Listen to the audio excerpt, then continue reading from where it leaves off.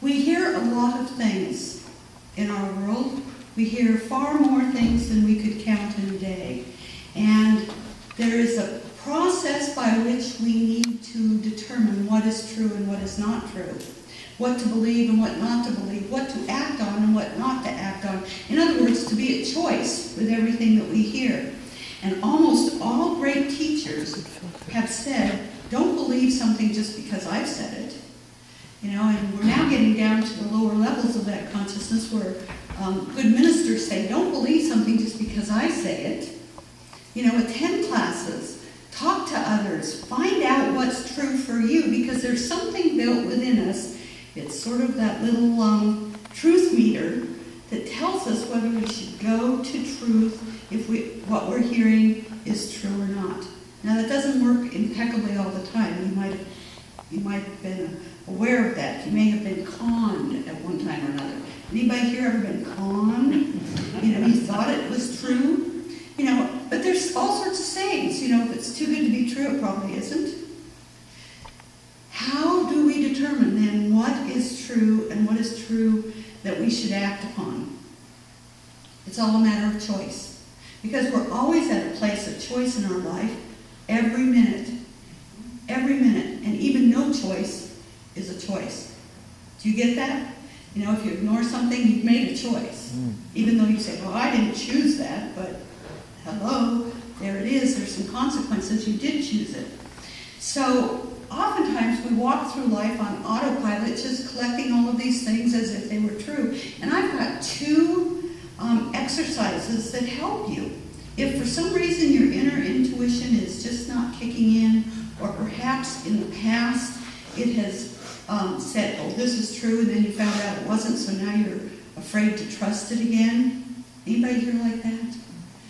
You know, this is one of the things where when you love and have lost, there comes a time where you can, there is the time where you can choose. I'll never love again. Because I loved, I trusted, and now my heart is broken. Or you can choose to love again, you know, and learn from the heartache and move on and move up and get on with your life. But anyway, I have two exercises to teach you about today. And the first one is the TFDK. That stands for true, false, don't know. TFDK. And so you hear something and you say, well, you hear something when you tell yourself something. This is even trickier. Oh, I'm sure they don't like me. Well, is that T, true? Is that false? F for false? Or is it a DK? I don't really know. Now, if they've actually come to you and said, I don't like you, then that's a definite T. True. They told me that. If they've acted in all ways, you've observed that they have acted in kind ways, then somewhere else in you this story is being made up. So it's an F for false. But there are a lot of things in life that are a DK. A lot of things that you tell yourself, is that true? I'm not really sure. Is that false? Well, I can't point to any evidence that it's actually false, you know, as opposed to just being false. So it has to be a DK. Well, I don't know. I need more information. I need more observation. I need more input. I need something else, some information that's going to take it into a true or false or don't know. Now, here's the tricky part about the TFDK. If it's not a T, treat it as false. And then leave it alone.